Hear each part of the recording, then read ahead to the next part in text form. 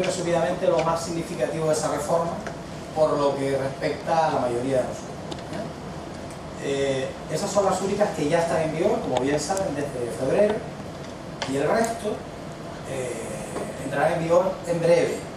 No tenemos aún una ley, no hay ningún real decreto que la regule, pero sí que hablaremos sobre los anteproyectos, tanto estatales como autonómicos, que las van a regular.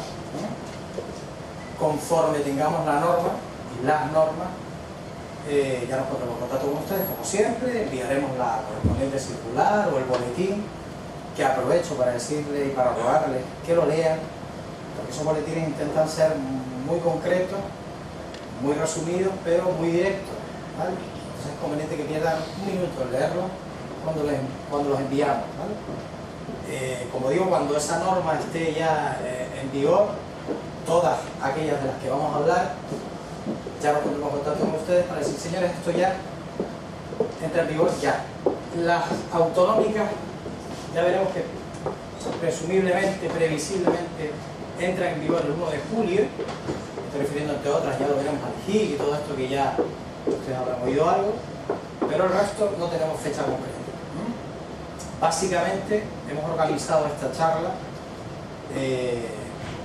porque algunas son muy importantes, todas son importantes, pero algunas nos van a afectar muy directamente. Tanto mi equipo como yo creemos que, bueno, que en la mayoría de los casos son medidas un poco que animan a intentar no cometer fraude de ley a la medida posible, ¿vale? No sabemos hasta qué punto van a ser lo duras que nos han dicho que van a ser, pero en principio si lo hemos organizado porque son importantes y porque debemos estar preparados y debemos hacer las cosas mejor, si cabe, de lo que se han hecho en clase, ¿vale? Como verán, yo les voy a comentar las medidas contra el fraude fiscal, el plan de intervención contra el fraude de la seguridad social y el empleo irregular, la reforma laboral, insisto, muy básicamente, y luego ya otros compañeros del despacho y otros colaboradores hablarán de la ley de orgánica de protección de datos, que sí que está en vigor desde hace mucho tiempo, pero como vemos que últimamente se habla mucho de ella y nos preguntan ustedes mismos mucho sobre ella, hemos querido hacer también una pequeña referencia a ella. Hablaremos de cursos de formación deducibles por parte de la Seguridad Social, que también interesan a aquellos que tengan trabajadores contratados. Y por último, presentaremos una pequeña presentación sobre la web que nos hará nuestro colaborador Monsalnet, sobre quien se ha encargado de hacerla. Y brevemente les dirá, sobre todo porque ahí tenemos intención de colgar todas estas novedades presentes y futuras, para que tengan un acceso directo e inmediato a esa modificación, ¿vale? Bueno, empezamos con las medidas contra el fraude fiscal. Básicamente, lo que pretende el gobierno con estas medidas es luchar contra el fraude de ley, contra la economía sumergida, de la que últimamente se habla demasiado, y seguimos. Para empezar, cómo no, se aumenta en un 10% la tasa de funcionarios encargados de esa labor inspectora. Y fíjense, significativo esto, que el 60% de los presupuestos totales, del presupuesto total de la agencia tributaria, va a ir destinado a la lucha contra el fraude fiscal. Esto solamente ya nos debería ser una idea de la que se avecina, ¿no? O sea, va a haber un control muy exhaustivo sobre todo, ¿vale? Aparte de aumentos de todo tipo, tasas, impuestos, etcétera, sobre todo un control,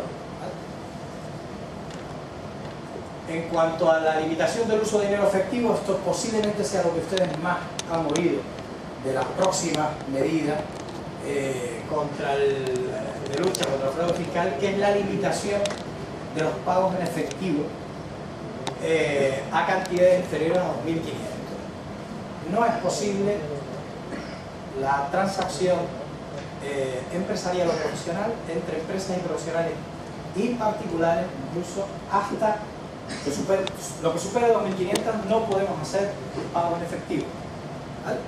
pagos deben estar justificados, ¿no? De tal forma que aquellos pagos que se hagan cantidades superiores a este importe por encima de esas cantidades serán sometidos a una sanción a ambas partes, ambas empresas, en el sentido de un 50%, perdón, un 25% sobre la cantidad que efectivamente sobrepase esos 2.000. Lo que no sabemos todavía, intuimos cómo va a ser, pero no sabemos todavía, es cómo se va a controlar. Y digo que intuimos porque probablemente se haga a través del modelo 347 del que luego hablaremos, ¿vale? Saben que el modelo 347 es aquel que refleja las cantidades por compras y ventas superiores a 3.000 euros.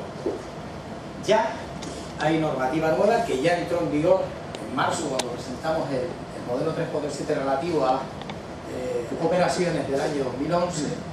Ya teníamos cambios nuevos, ya hablaremos de eso más adelante, pero intuimos que en el 347 vamos a tener la obligación de comunicar qué cantidades y qué importes se han pagado de una manera y de otra. A partir de ahí, contamos con que en un momento dado, si hay una inspección y hay una serie de pagos hechos en efectivo, pues ya sabemos lo que hay. Podemos ser sancionados en un 25% sobre las cantidades que excedan de 2.500. ¿Vale? Solo hay una limitación y es cuando el particular sea extranjero. Simplemente para no conseguir con esa medida que los extranjeros no gasten, ¿vale? Pero es la única excepción hasta ahora, ¿vale? Bueno, en cuanto a estas medidas asociadas, se crea una obligación de informar sobre cuentas y valores situados en el extranjero. Tampoco sabemos si la agencia tributaria ya tiene información de esto, entendemos que no, porque si no, no habría aplicado la medida, pero tampoco sabemos cómo, porque obviamente no lo establecen las medidas y dudo mucho que la ley lo diga, pero tampoco sabemos cómo lo van a comprobar en un momento dado. Se declara, importante también, la imprescriptibilidad de las rentas no declaradas. Se acabó aquello de, bueno, como ya han pasado 5 años, esta cantidad que no la declaré, me estoy refiriendo a ganancias patrimoniales obtenidas en ventas de inmuebles, etcétera, transmisión de participaciones en sociedades, acciones, etcétera. En principio ya no podemos decir aquello, no podremos decir aquello de a los 5 años prescribe, ¿no? Se declara en este caso la imprescriptibilidad. Bueno, seguimos con las medidas. La tributación de las rentas descubiertas y no declaradas con anterioridad, si han transcurrido 10 años de esa renta que nos van a descubrir, pues inmediatamente se irá a la de los 5 años anteriores a la fecha, lo cual significa que los intereses aplicables siempre serán 5 años a contar hacia atrás desde el momento en el que nos pillen. ¿De acuerdo? Bueno, en cuanto a la estimación por módulo, muchos de ustedes están en la tributan como personas físicas, esto es solo relativo a personas físicas, autónomos, no a sociedades, ¿claro? Muchos de ustedes están en la tributan por la estimación objetiva por módulo. El módulo fue algo que apareció allá por los años 90, 93, 92, 93. En ese momento al gobierno le interesaba contar con un dinero concreto, de ahí la aparición de los módulos. A la hora de elaborar los presupuestos generales, que duda cabe de que el gobierno contaba y cuenta a la hora de elaborar los presupuestos con un dinero seguro, pero obviamente le hemos dado la vuelta y muchos empresarios, muchas empresas han utilizado la estimación objetiva por módulos para emitir facturas falsas, para de alguna manera deducir IGIP e IVA. Esto sobre todo va persiguiendo esas deducciones indebidas de IVA. Y bueno, como políticamente no es correcto quitarnos de un plumazo los módulos, ¿cómo lo conseguimos? Pues delimitándolos y digamos supervisándolos en exceso. Cuando nos damos de alta en módulo, digo nos damos porque obviamente el módulo no desaparece, se va a controlar, como veremos, pero no desaparece. Pero cuando nos damos de alta en módulo, digamos que Hacienda nos vende, muy bien vendido además, el hecho de que, oiga, si está usted en módulo, usted no tiene que llevar contabilidad, usted no tiene que estar sometido a un beneficio, a una pérdida, a un ingreso, a un mayor impuesto en función de los beneficios que obtenga. Usted me paga una cantidad trimestral, los que están en módulo ya lo saben, usted me paga una cantidad trimestral y yo no le molesto. Esto hasta cierto punto ha sido así, porque bueno, hasta determinado momento había una cierta descendencia por el empresario en módulos, porque bueno, era considerado un pequeño empresario y porque no contaba el gobierno, como digo, los distintos gobiernos con ese fraude. Pero claro, en la ley siempre se recogió aspectos tan fundamentales como que el no llevar contabilidad no implicaba no llevar un control. Las facturas hay que guardarlas siempre, ¿no? Siempre. Y ahora además que nos van a quitar la imprescriptibilidad, la verdad que uno se plantea de, uy, ¿ahora qué tengo que guardar? La documentación contable en mi empresa de por vida. Tampoco se nos ha dicho nada al respecto, ya les diremos. Pero en principio, ese empresario en módulos que tenía una cierta tranquilidad cada vez ha sido más expuesto a controles. Con estas nuevas medidas, fíjense que ya aquellos empresarios en módulos que facturen menos del 50% a particulares, ya no es permisible su inclusión en módulos. Tendrían que pasar a la estimación directa, siendo empresarios individuales, insisto, y por lo tanto sometidos a control de ingresos y gastos y por lo tanto rendimientos, beneficios y sobrebeneficios para el como les digo entre paréntesis, lo que significa es que si factura más del 50% del volumen total de sus ingresos a empresa, ya no cabe su estimación en módulo.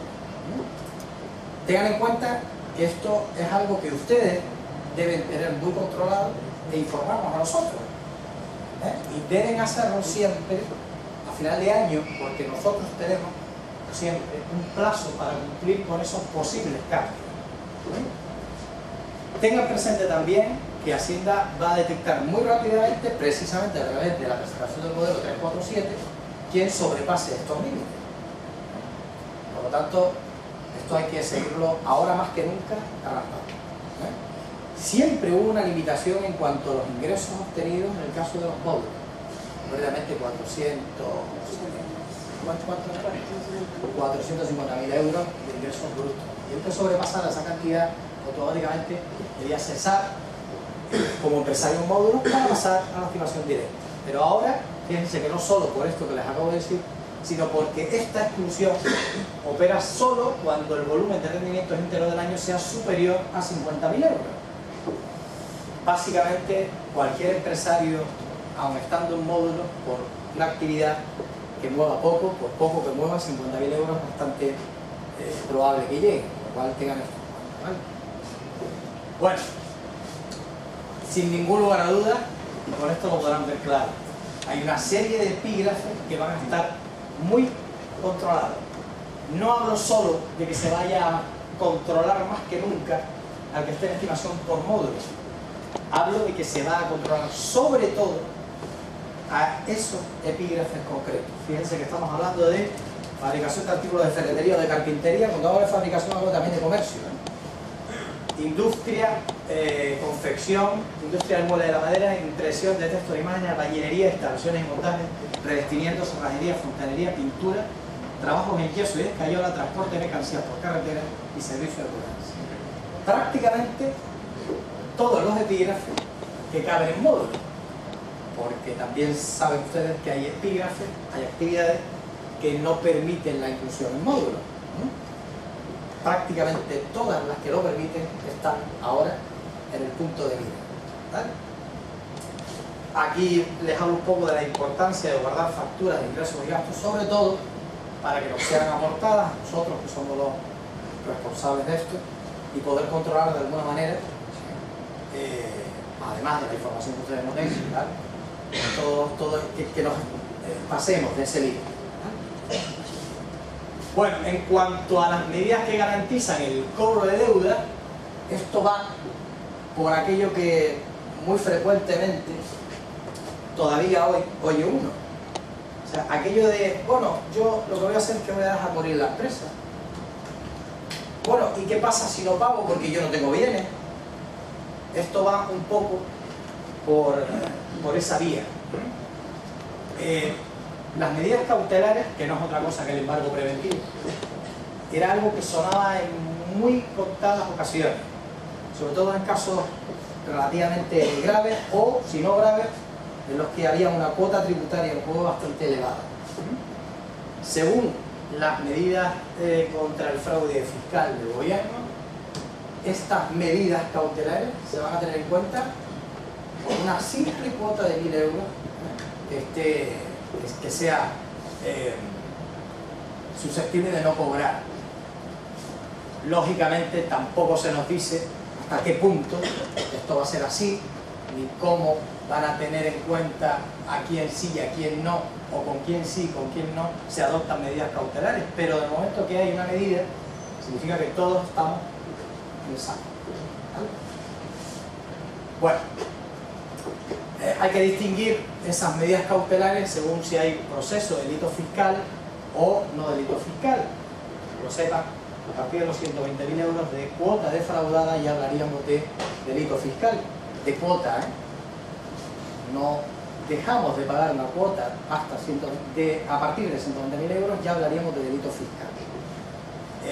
Obviamente el control o las medidas cautelares no se tienen en cuenta en la misma medida si estamos hablando dentro de un proceso de delito, de un proceso penal o fuera de un proceso penal, pasa así.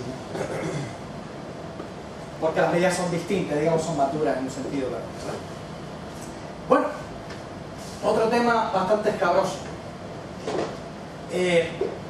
Hasta ahora siempre existió un límite entre la responsabilidad de los administradores de sociedad y la sociedad propiamente dicha. Aquí ya dejamos de hablar un poco de los empresarios individuales, de los autónomos, para hablar de, cuando digo autónomos me refiero siempre a empresarios individuales. Los administradores también son autónomos, pero distingamos.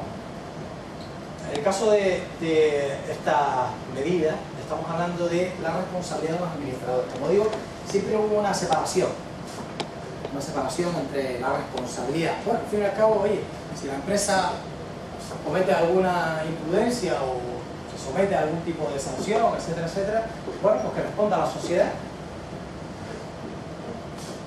con los bienes de la sociedad, y yo en principio como administrador no tenía ningún problema. No es que esto cambie, realmente no es nada nuevo el que los socios, más que los socios, pero los administradores tengan una responsabilidad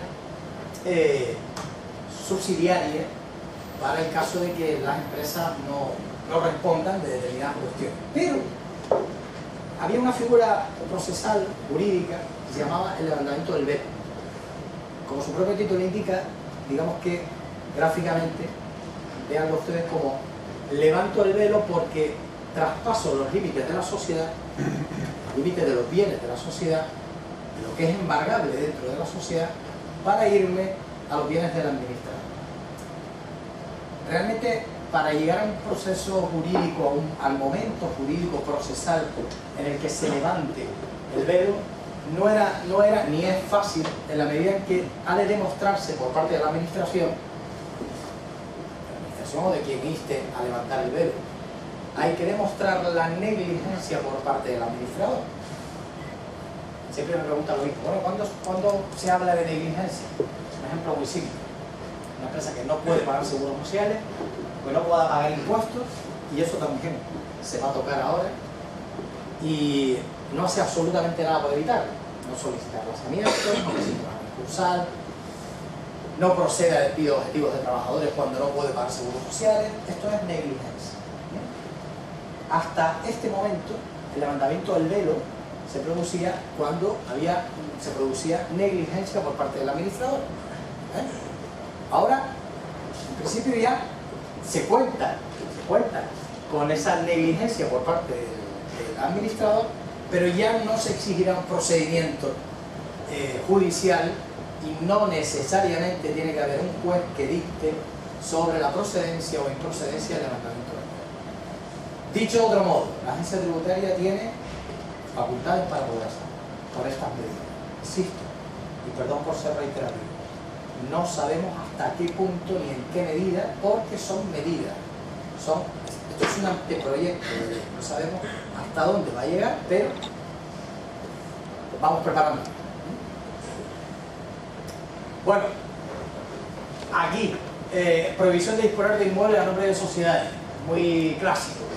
Tengo propiedad a nombre de la sociedad se va a meter en un follón, voy a cambiarlas, me las voy a asignar, me las voy a adjudicar, voy a transmitir, aquí hablamos de la adjudicación pero no hablamos de la transmisión, Hacienda, a modo del embargo preventivo que comentábamos. Si sospecha que puede haber problemas en ese sentido, tomará medidas. En el procedimiento de recaudación, además de embargar las acciones de la sociedad, de la que sea titular el obligado, se podrá impedir que se transmitan los impuestos, lo acabo de comentar. Se pretende evitar así la despatrimonialización. En muchos casos se da. Bueno, intuyo que va a haber problemas, le quito de en medio los bienes que hay en la sociedad, ya veré cómo, y despatrimonializo a la sociedad. Esto pretende evitar. Siempre tanto para que haya problemas. Eso no significa que ahora no podamos mover nuestras propiedades o las propiedades que tenemos en la sociedad. Hablamos siempre cuando hay un problema detrás. ¿Vale? Bueno.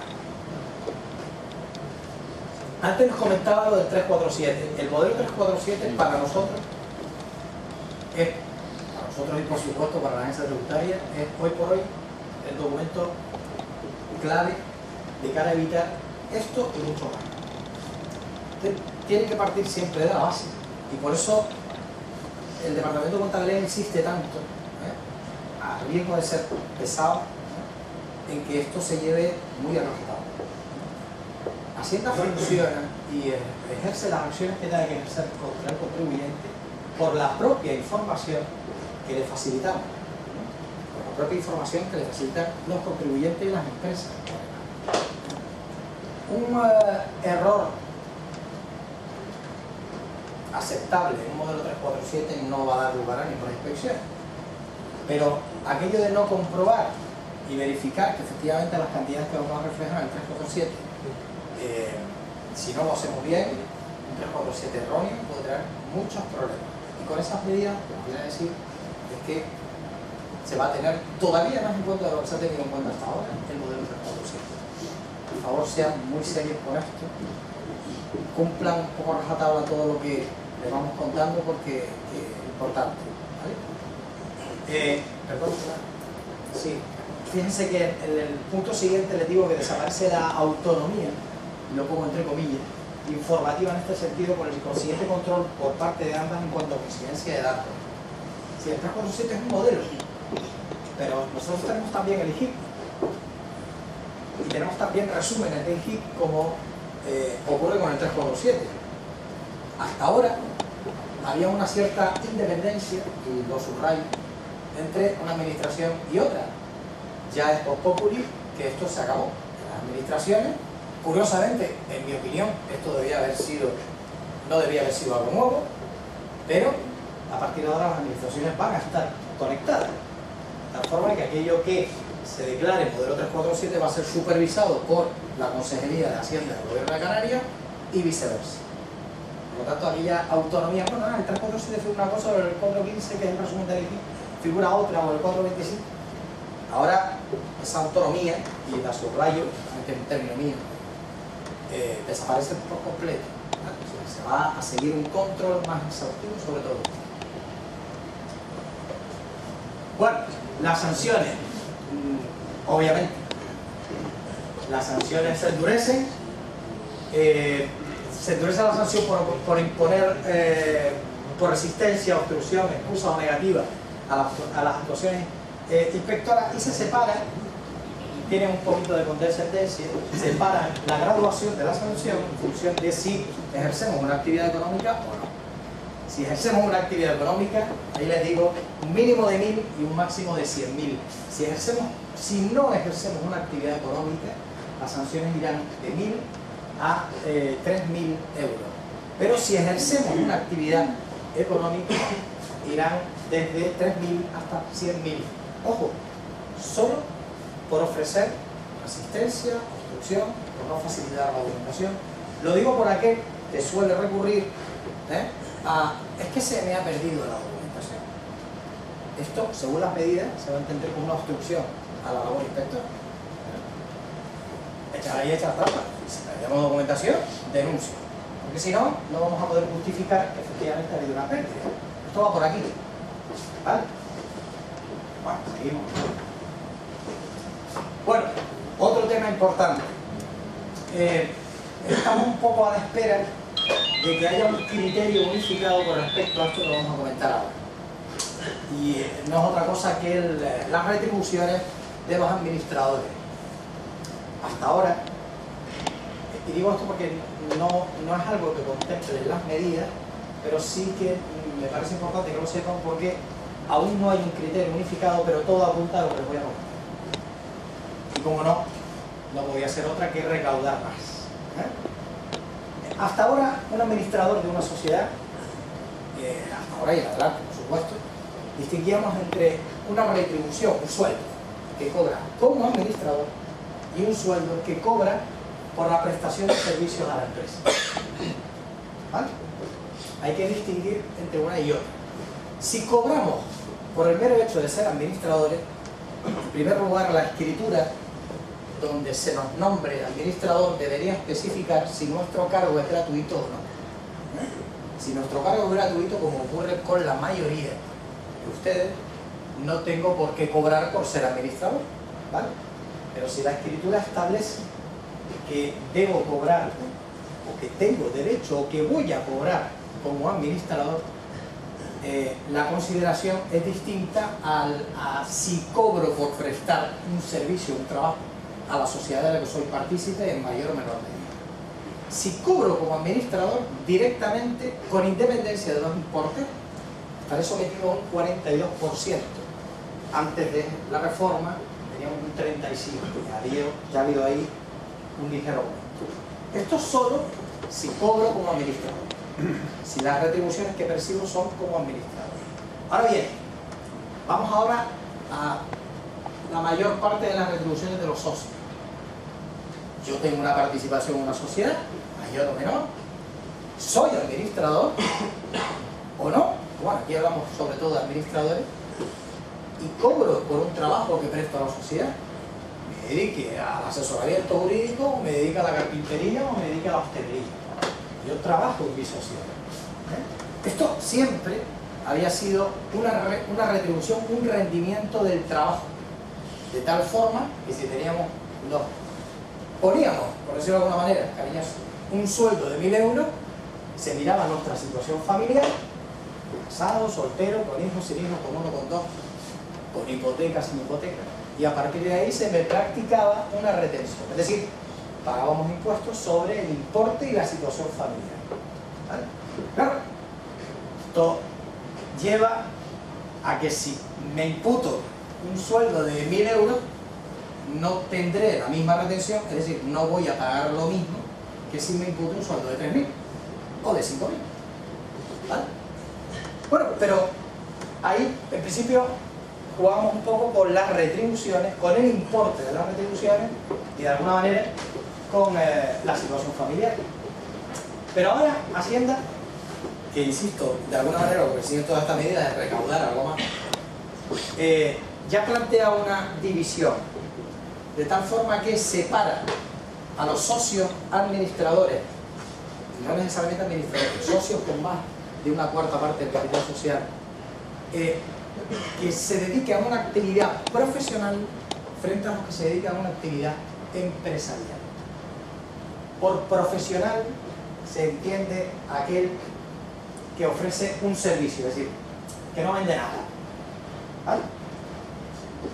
Por ejemplo, la actividad de la hostelería no es una actividad profesional. Hablamos de actividades profesionales colegiados, médicos, procuradores, abogados, economistas, notarios, etc. Un comercial tiene una actividad profesional, porque al fin y al cabo lo que hace es simplemente ofrecer un servicio, y luego están el resto de las actividades, que no necesariamente tiene que ser la mayoría, que son actividades empresariales. Normalmente hay, el comercio está siempre detrás, una actividad comercial, una actividad industrial. O bien, hay que distinguir si lo que ejercemos en la sociedad en la que soy partícipe, con el cargo administrador o sin el cargo administrador, es un servicio profesional, lo que haré a partir de ahora no será imponerme una retribución, como llamamos antes, como un sueldo. Tendré que emitir facturas a la sociedad de la que soy partícipe. Que son comercial de una... Esto con carácter obligatorio. Antes teníamos la posibilidad de elegir una u otra. No, ahora con carácter obligatorio. ¿Ejerzo una actividad profesional? Pues ya no puedo imputarme un sueldo.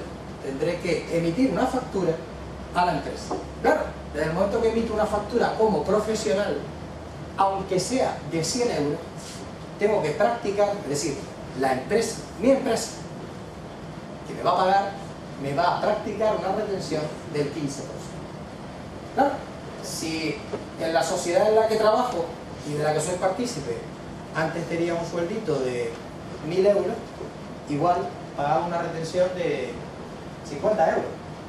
Pero ahora por esos 1.000 euros ya voy a tener que pagar una retención, de 150. ¿Me van siguiendo? En algunos casos pierde la agencia tributaria. Nosotros en el despacho lo hemos discutido. En algunos casos se pierde, porque claro, si yo tengo un sueldo de 10.000 euros mensuales, si me lo aplico como rendimiento del trabajo, como sueldo, la retención será bastante superior al 15%. Pero como profesional, 10.000 euros pagaré los 1.500 de retención. Ahora, tranquilo, cuando llegue la declaración de la renta, arreglamos. O sea que al final o recaudan durante o recaudan después. Lo que sí está claro es que esto hay que hacerlo de esta manera a partir del momento en el que entre en vigor, porque no hacerlo así llevará aparejado la oportuna sanción y ya hemos visto lo que pasa con la sanción. ¿Vale? Aprovecho. No, hacia atrás. Bueno, aprovecho para comentarles que ahora más que nunca los rendimientos que se imputan al... No te preocupes, ¿no? Los rendimientos que se imputan a ese socio, ya no hablamos de actividad profesional, ¿vale?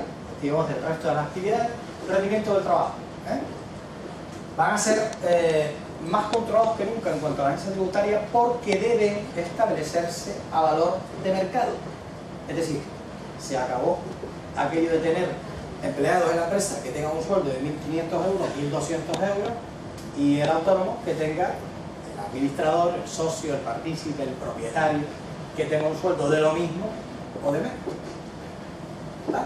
Porque en teoría ahora se va a tener más en cuenta que esa retribución del socio sea a valor de mercado. Y ustedes me dirán, ¿y valor de mercado qué es?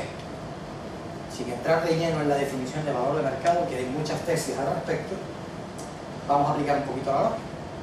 Insisto, si tengo un empleado con un sueldo de 1.200, yo no puedo tener un sueldo de 1.200.